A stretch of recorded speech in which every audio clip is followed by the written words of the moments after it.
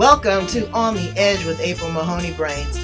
You're at the spot, the place, where the conversation is pointed, the guests are sharp, and the responses are never dull.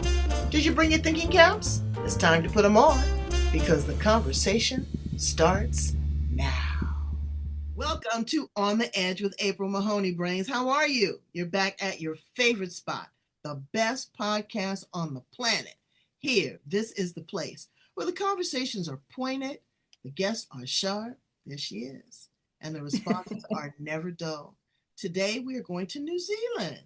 Yes, a little bit further than Australia, but still in that same magical region of the world. We're with Calli Veludos.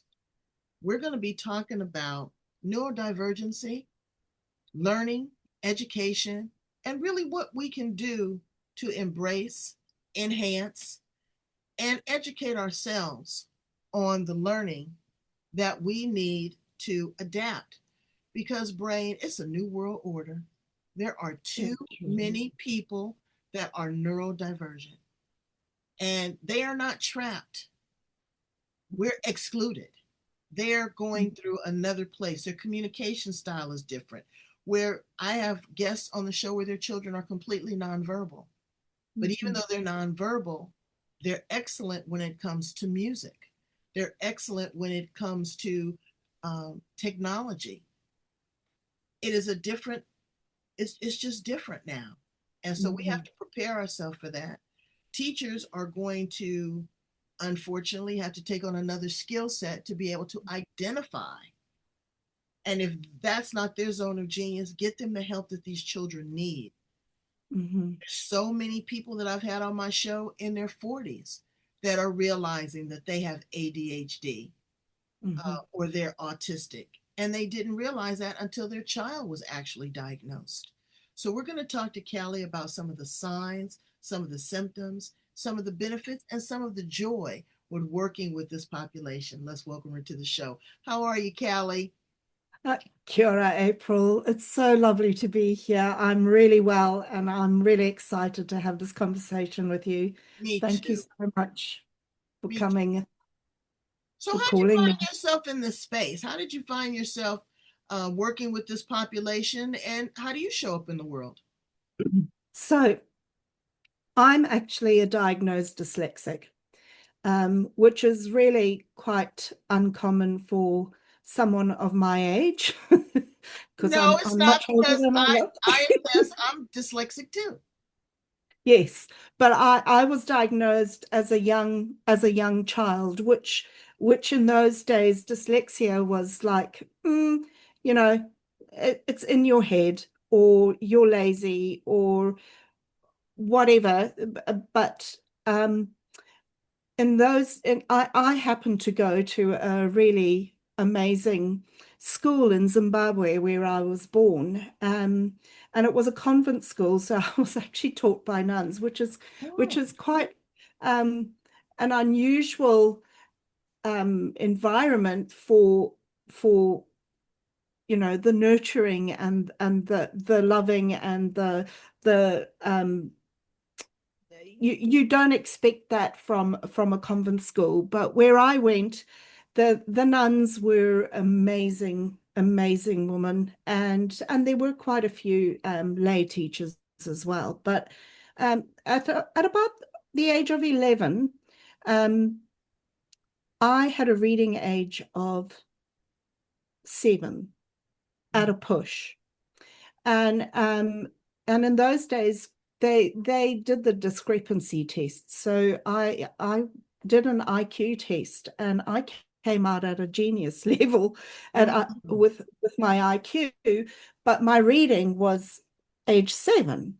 So they went, there's something not right here, and enlisted my mum, and my mum sent me to coach school.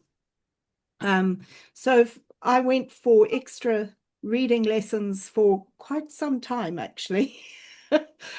And eventually learned I could read, but I was really slow. And but I still managed to get to university, and with that dyslexia, I had an eidetic memory, which is a photographic memory. So exams were actually really good for me. It took me a long time to read something, but when I'd read it, it was in my head and I could actually read it off the page when I was writing an exam, literally in my mind. So I did exceptionally well at university because of the way that um, university went. And I became a teacher, which is really weird because I didn't particularly enjoy school. Right, right. But that's been my calling. And obviously because of my experience and my my affinity for, the neurodivergent um, mind, Right. um, it didn't take very long for me to become a specialist teacher and working with predominantly neurodivergent students. And that's what I've been doing. I've been teaching for 35 years. Oh, wow. Um, but and working with these kids for at least 25 of them. Mm. So it's been my passion and my calling, and I've absolutely loved it. And now I feel that it's really important that I work with the adults around these students or these children, because many of the adults are finding it really difficult to cope with these kids, simply because these kids are round pegs being forced into square holes, and the system itself isn't designed for the edification or the potential, the realizing of the potential of most children, let alone these children in particular. So it's now become my mission to change or to bring light onto the changes that need to be made so that humanity, Right. and it's not just these kids, it's for humanity to rise up and Well, become the best. there's a couple things that you said that I want to dial back on. Slow reading. Slow reading, and spelling. People will, they're the smart ones. Oh, your punctuation is wrong, or you've done this, you've done that. You don't understand how a person has had to struggle to get the ka, buh, and figure out that a PH sounds like an F, that a Y sounds like an I. You're going to have challenges with that. Reading is one thing. Comprehension is something else. Absolutely. If someone reads something to you, you can probably fully understand it. You try Absolutely. to read it for yourself and you can't get through it. The speed So, in which you read is not necessarily, and none of this no, determines, again, your intelligence, your absolutely not. vocabulary. So a lot Absolutely of not. times people will judge you on that. Mathematics. Understand, parents, that if your child cannot read and comprehend, they're going to have problems with mathematics also, because number one, it's a puzzle. That's all that Mhm. math is. Number two, it's a different language. Yes. And if you understand what these words mean and how to put those pieces in the puzzle, it's fine.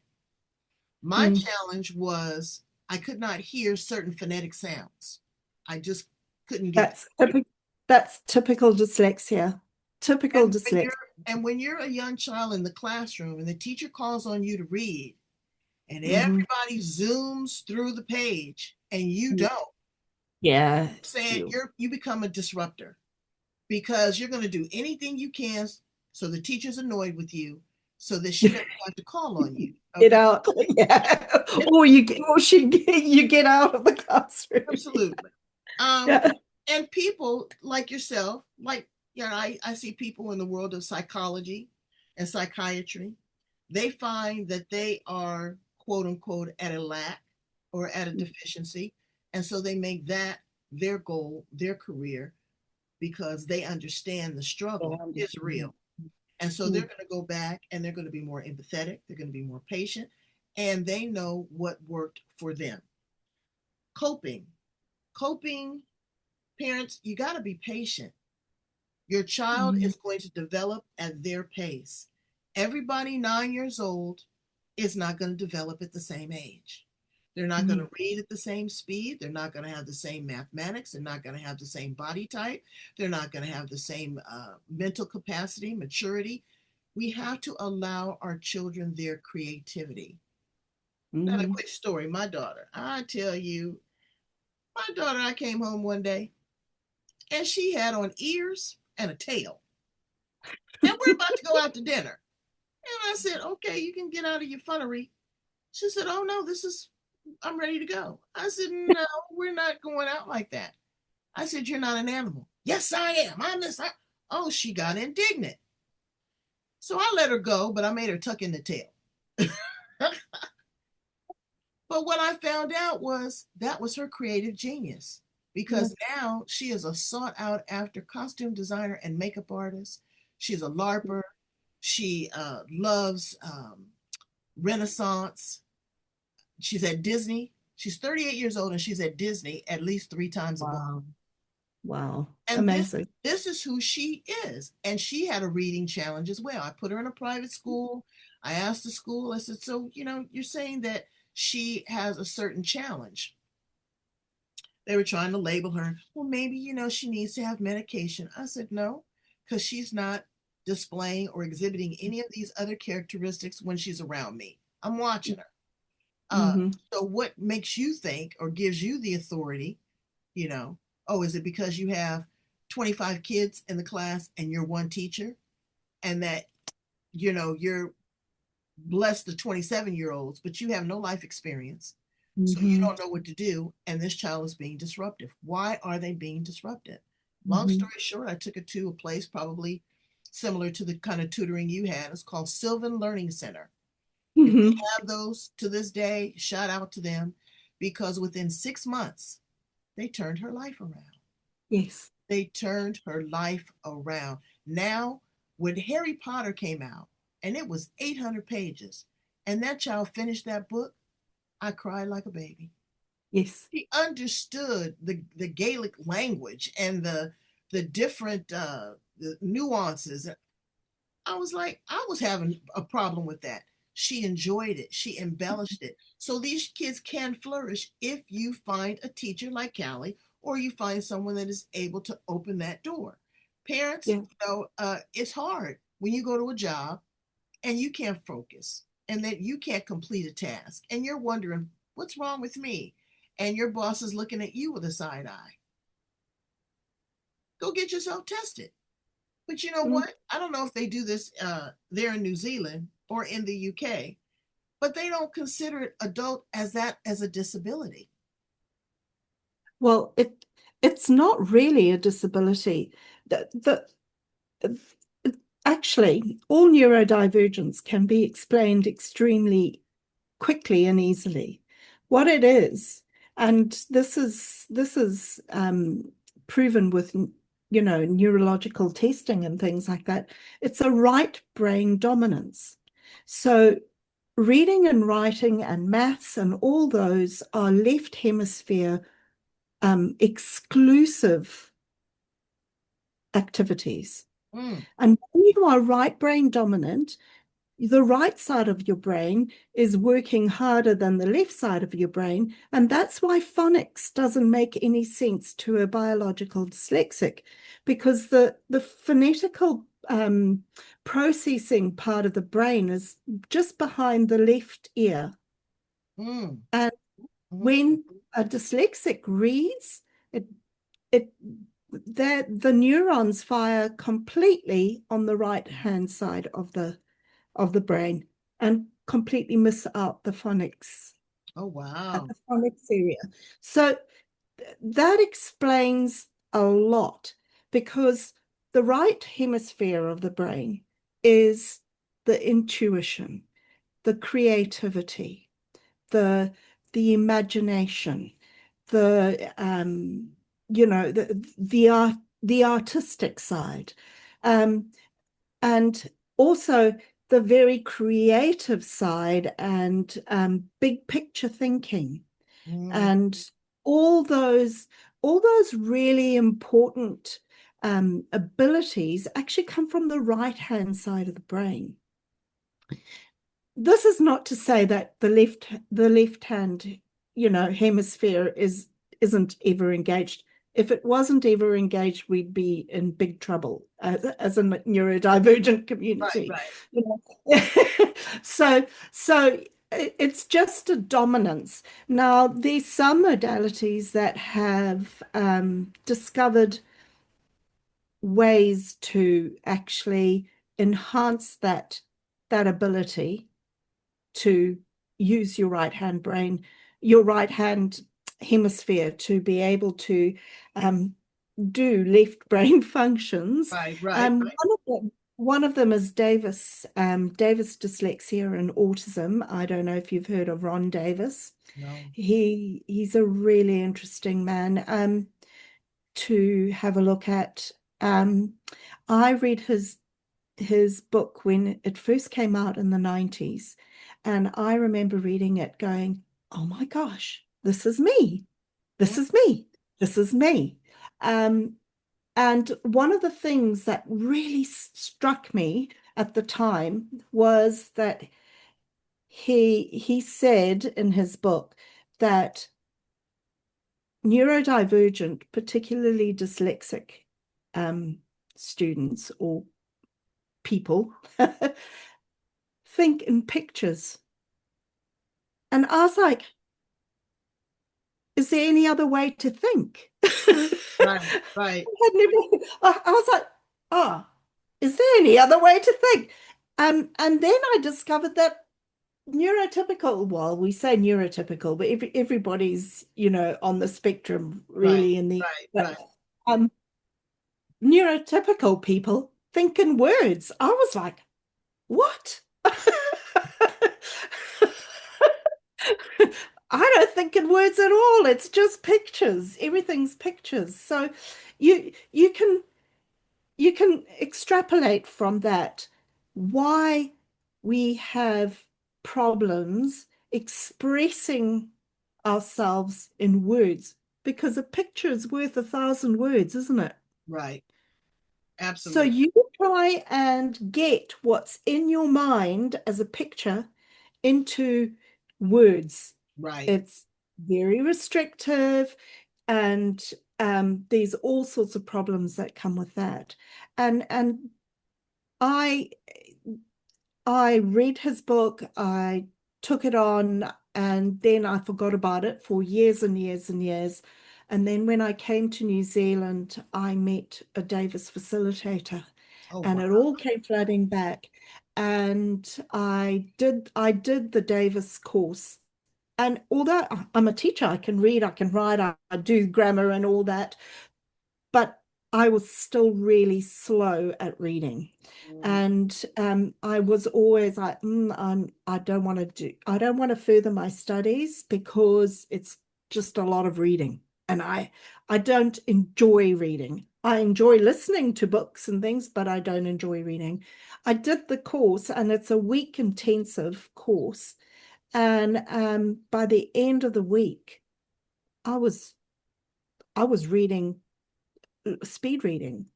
Wow. I could read a book in a day, and I was like, whoa! And it's a way of focusing your mind.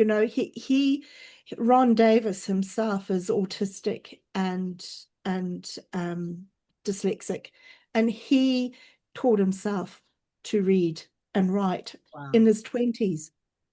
Wow. So it's unusual. There's unusual things. When I say unusual, it's unusual for for our system, but it works. And well, it worked for me. And I did my master's the next year, and I did exceptionally well. So it's there are ways to teach these students Right. and communicate with these students. That's Well, what they are happens? awful. What happens a lot of times is that they're shunned, that they're embarrassed, that they're ostracized, or they're disrupted. Mhm, mhm, And parents, mhm. if you don't know what you don't know, you don't know what to do. You don't know. You don't Exactly. know what to do. Exactly. And people sometimes get this confused too, because I was talking to a friend of mine, dear friend. I call her kids my grand buddies.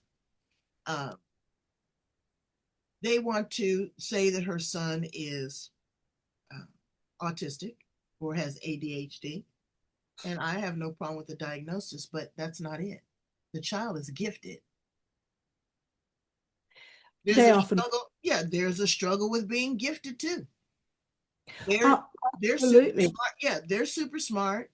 They don't connect like the other children. I mean, they're like 3 books ahead or two grades ahead versus, you have these kids that graduate from college at 16 or 18. Mm, That's a struggle for them too because they don't fall in line with their peer group. Their mm, mind is going faster than their body will allow. yeah. So what you need to do as a parent is kind of step back, take notes, keep a journal, look and see, talk to your child, have a conversation with this little person. Are you Mm, struggling with this? Well, how does this seem? I didn't know that my daughter was having vision problems. This is how she explained it. I said, well, Chanel, you're not connecting. What's going on? She says, you know how I feel sometime, mommy? And I said, no. She says, when we watch Tom and Jerry hits Tom over the head and all the little Tweety birds spin around his head and he's doing this.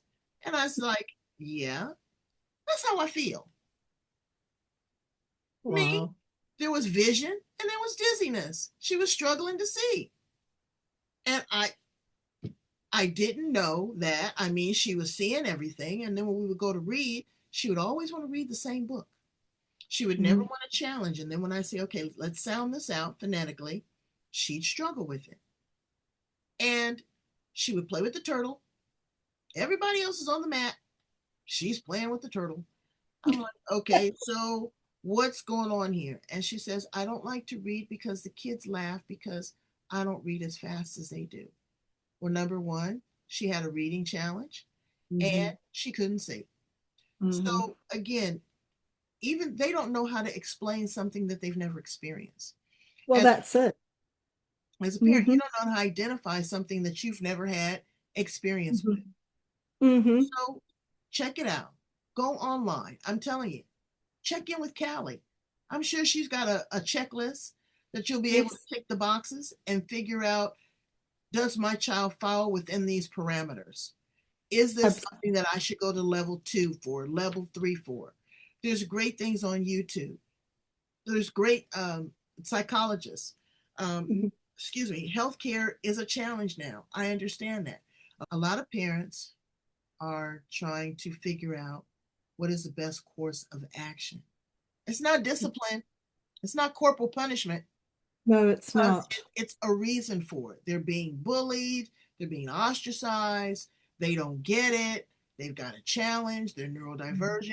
There's a whole laundry list of things that we can explore as parents before we just go straight for the iron rod and saying, you're just being bad and this, that, and the other. There's Lazy is a big one. lazy. Yeah. You're just lazy. Yeah. If we all go by the premise, and this is a truth, that behavior is just a symptom of something else. Children don't misbehave because they're bad. No child is bad. There's a reason for behavior, and all behavior, good behavior and bad behavior. So if you're worried about your child's behavior, look into it.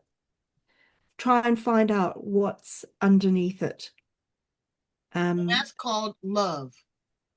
Exactly. That's That's called love. called. Everybody's not meant to be a parent. People are excited, they have a baby, and then they look at this thing and they go, oh God, what have I done? And this is going to be with me not for 18 years, for a lifetime. But what do? We overcome and we adapt. And then we go back. Let's look at how we might have struggled. Let's be honest. Let's tell our child. I told my daughter, I struggled too. You're not alone. You've got someone that's going to support you. Maybe there was a problem like my grandmother. Maybe that's where it came from. My grandmother was in a slave internment camp. She never learned to read or write. So education was not at the forefront for her 9 children. They wanted to break out. They wanted to do something different. My mother wasn't that necessarily that person. She got sick and, and then she needed glasses. And my grandmother had 9 kids. My grandfather had passed away. And she says, oh, the school just wants to make money. You don't need no glasses. So he struggled. He could never see properly. And then one thing led to another. But my mother ended up being one of the smartest people I know. She had other gifts and talents that arose, And I remember I would read to her. Reading to your children is so important. My mother was 80 years old, and I would read her a book. I'd read her the Bible. I'd read her the newspaper. And she said, are you going to read to me? She would enjoy that. So find their zone of genius. Find what works for them. Give us some. That's exactly. Yeah. Unfortunately, I think this is a really good place to bring this up. Unfortunately, our system is designed for compliance predominantly and control, behavior management. You listen to the language that is in education at the moment, and you will realize that a lot of it is about compliance, control, restriction, because test scores and money. Standardization and money. That's a lot. I mean, predominantly our education system, particularly the public education system, is designed to create workers for the economy. Right. And that might have worked for the last few hundred years, but it's not what's going to work for the future, or it's not working now. Especially with the advent of AI and the huge technological advances that have happened in the last even 20 years. It is becoming more and more evident that what humans were required to do before is no longer going to be required. Manual labor, all those things. So what are we going to do as humanity? It's actually, we can either fall apart and, it could be our destruction, or we could actually reach our potential, which is magnificent. We are, each and every one of us, divine. And if we can learn to connect, to communicate, and to create consciously, the world will be a different place. And if we can remind our kids how to connect, firstly with themselves and with each other, with the earth, with whatever higher power you subscribe to, because we all do, even atheists have a higher power. If we can connect with that fully and securely, then a lot of the conflict comes out of any kind of relationship, because you know who you are. And then communication is the conduit for that connection and expression, and it's a conduit for creativity. And that is the truth of humanity. That is the truth of each and every child, divergent or non-divergent, is that they are creators. Absolutely. We create our reality. And we contribute. Everyone And we is a contribute. contributor. You talked about Exactly. AI, artificial intelligence. I tell people, don't worry about AI. Don't worry I about remember my mother would tell me, "Ooh, that Facebook, that's the devil." And she was right to some degree. But could you imagine not being in the bed with the devil during COVID? It's very useful. You can utilize my ego coach. Shout out to my ego coach. Yes, I have an ego coach. She is the business. And I reach out to her, and she is now currently working diligently on the emotional intelligence side of AI. Now, Brains, I'm telling you, when they are able to extract emotions and feel the feels, we're at a whole different zone of genius. We are.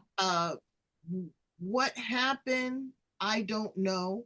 I think something special happened to the children that might have been conceived or born during COVID.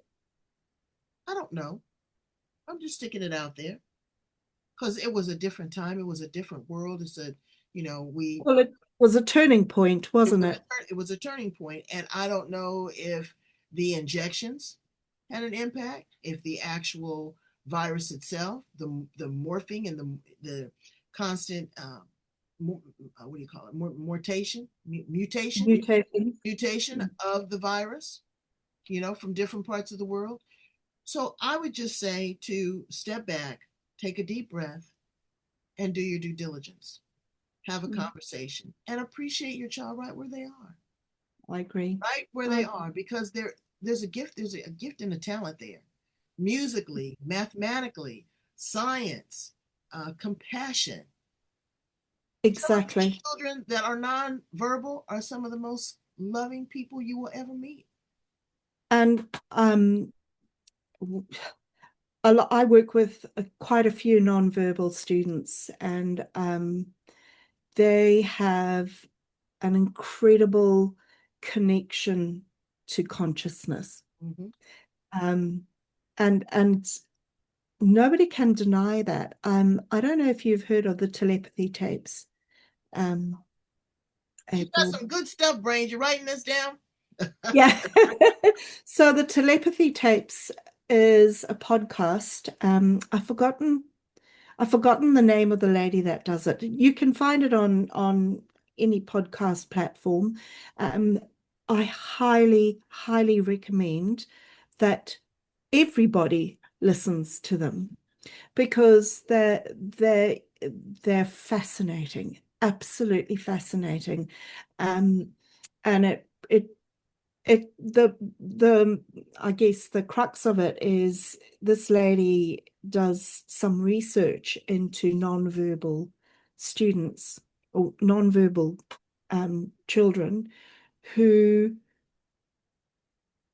parents have said that they communicate by telepathy. And it's been proven that they communicate by telepathy. And my honest knowing, my intuitive knowing is that is how we are going to communicate in the future as human beings. Is not through writing and words, and it's through sending emotions and thoughts to each other telepathically. Yeah. And these kids are doing it all the time, every day. So Be able to penetrate fascinating. that. Exactly. Absolutely. To be able to connect with that, not think that it's weird. It's No, different. it's And different, but it's not even that different, really, because we all have experiences right, of right, like when you're thinking of someone and all of a sudden the phone rings and they're on the right. on the line. It's like, Or oh, like me and my wow, husband, I'll start a sentence and he'll finish it. Me and my mother, yes, me and my mother were like that a lot. There is a yes, connectivity, and that is energy. That is our DNA. That is our neural paths connecting. That is yes, our um, genomics. There's a yes, lot that is going on that is beyond what the eye can see. yes. So don't think that you're the smartest person in the room because you're a good speller. Okay, No, don't no, think well, that. we're all smart. We're all We're all smart. smart. Even those that we look at and we think or believe are struggling, they have that spark of the divine in them as well, and the potential to be great. And Absolutely.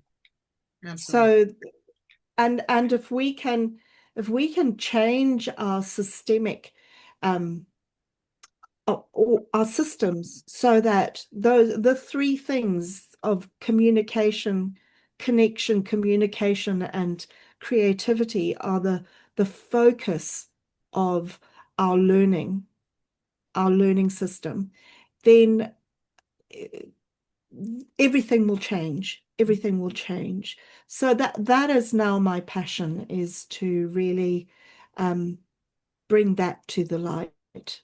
Well, you're doing an excellent job. I know I posted a great YouTube video about a scientist and a doctor. It really talked about how schools are inhibiting our children. And Yes. fortunately, they're sending them to school to be dumb because they're not allowing that creativity. I mean, could you imagine if somebody just set Einstein in a chair and said, "Here, do this"? You know, Well, they tried. They tried with Einstein. right, right, right, right. And he says, "No, I'm not doing it."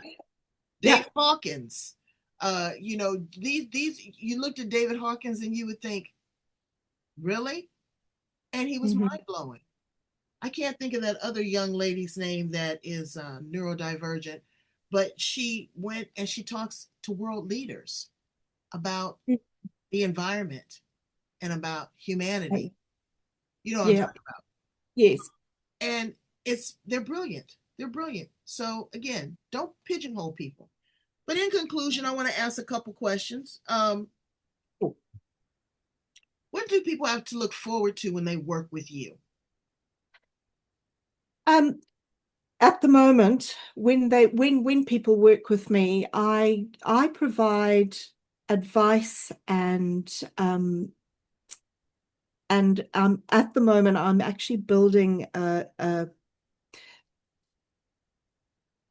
facility, I guess, if you'd like to call it that, where people can contact me and find out about where their child's at and get some advice and get access to resources and come and do workshops and things like that. So that is going to be part of it'll be part of, but kind of separate to the Ark Education. My business, the Ark Education, at the moment is predominantly a directory, and so practitioners and teachers and in anybody who's within the education world, which isn't just exclusive to schooling. It could be personal development or anything like that. They can come to the site and find a practitioner that can help them. And I also have a blog that's going on, and we're just at the moment restructuring the whole site. My daughter is just qualified from university, and she's done a, a degree in business and communications. So she is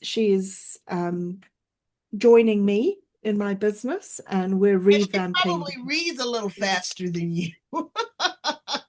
Funny enough, both my children are neurodivergent, but Oh, yeah. bless their heart. Bless their heart. And but I want to also say too that there's different levels of this. Don't just think because It's a your child, spectrum. right, it's a spectrum. Some It's a people will spectrum. master, some will Yeah, fall short. So wherever yes. they fall short, try to see if those other places can compensate. It's Exactly. about working with their talents, Right. and Absolutely. supporting the things that their needs, it's And that's supporting their another thing that I learned is that reward for effort, parents.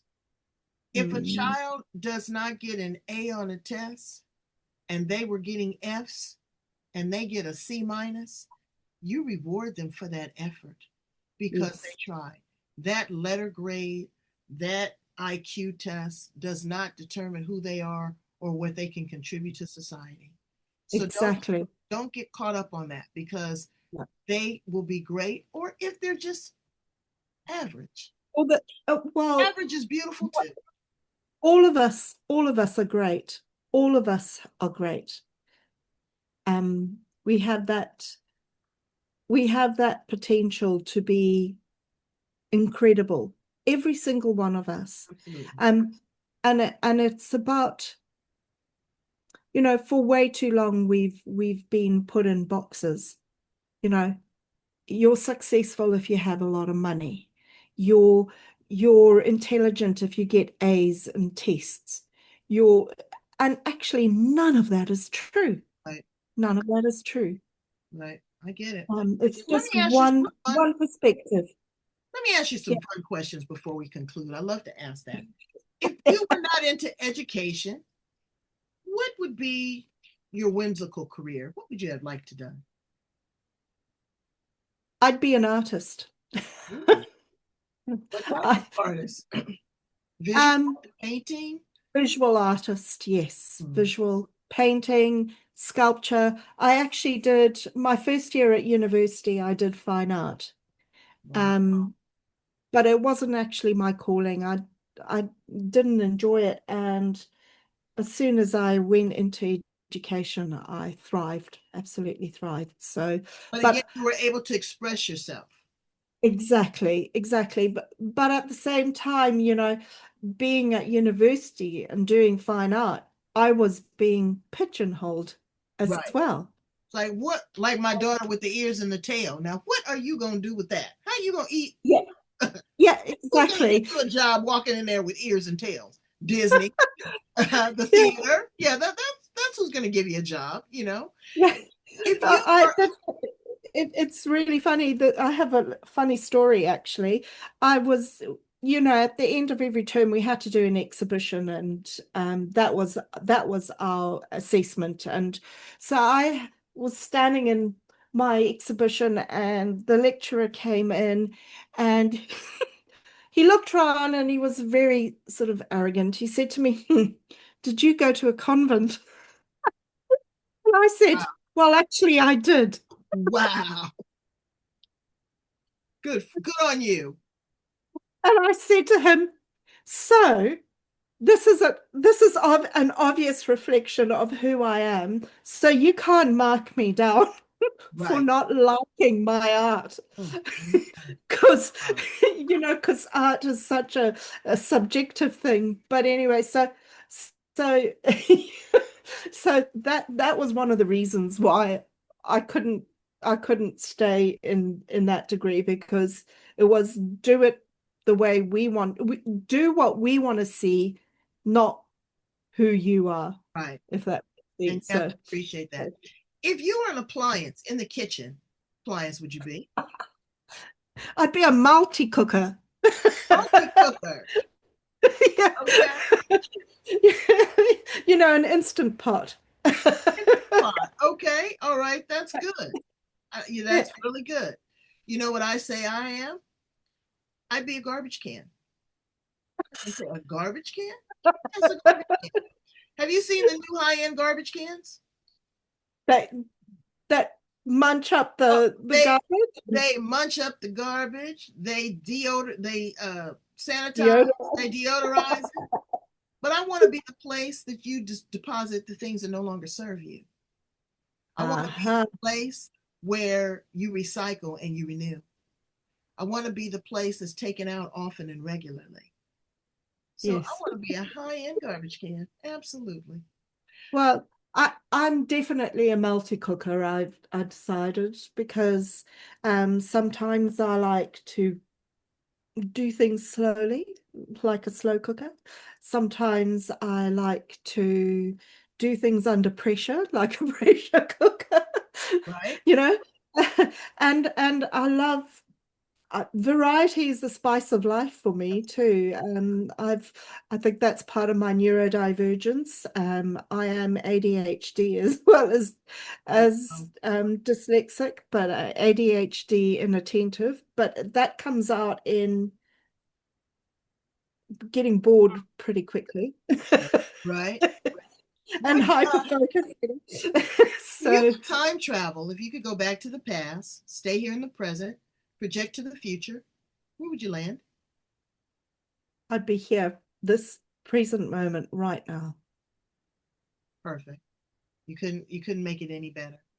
And the No, last thing, what would you say to a parent that is struggling with a child or an individual that thinks that they have um, a neurodivergent situation, but they don't know what to do, where to start? They're afraid. What would you say to them to encourage them? I would say to them, talk about it. Find somebody that understands what you're going through. There's a lot of supports out there, but no one place that you can go to. But have a look. There's lots of autism associations. I know here in New Zealand, we have Autism New Zealand. I know that there's quite a few autism societies in the US and England. Get hold of them, talk to someone, and find out where you can be supported. Always know that there's nothing wrong with you. There's nothing to fix. There's nothing to fix. That's You you just need to be supported and find your groove, you know? yeah. And find your Find, tribe. find out who you are. Exactly. Because in the end, none of this matters. No, it's all made up. It's It's all made up. all made up. It's all made up. Um, you just need to find who you are. That's right. And Find your tribe. Again, there's a lot of people, a lot of people, some of them running countries that have been misdiagnosed. mostly the ones running country. Well, and I say this with a reasonable amount of respect and love. You gotta have a tick to want to all that pressure. Who wants to do that? I don't want to do that. I don't want to get up every day and put on a suit and have to answer to all these questions. And yeah, I don't know. So anyway, I would rather go in and bake some cookies or go out and pick some corn. Yeah. Something easy. So thank you so much for being with us. Please tell us again how to get in contact with you, Calli. I'm going to put the Ark Education information towards the back. And if there's any current offerings or anything that you're doing, I think you explained that a little bit earlier. We're definitely Yes. going to follow up and reach out to you. Oh, lovely. Thank you. So you can email me at oh, sorry, I'll get there in the end. My neurodivergent brain's doing this. So our website is www.thearkeducation.co.nz. So .co.nz. And you can email us at team, TEAM, at thearkeducation.co.nz. And yes, go onto the website, contact, you can also book a meeting with me. And yeah, anywhere in the world. Anywhere in the world. You can anywhere in the world. you can be Anywhere in in the United world. States and get great information from across the world in New Zealand. But going, Absolutely. I want you to love, like, share, and subscribe to the website. I want you to love, like, and subscribe to the YouTube channel. Listen to other edgy conversations. There is another great guest that is talking about neurodivergent children when it comes to mathematics, that there is a lot of synergies and alignment. I have other people that are talking about being neurodivergent, but again, not finding out till they're 40 or 50, and it's changed their life. It's changed their relationships with themselves, with their people, with their children. So this is very impactful and insightful. Don't go by labels. We are all different. We are all uniquely designed. Thank you so much, Calli, for being here on the edge. I appreciate you so much. Thank you, April. I really appreciate this time and chatting with you. You're wonderful. Thank you. All right, brains. We love you. Get your head on straight.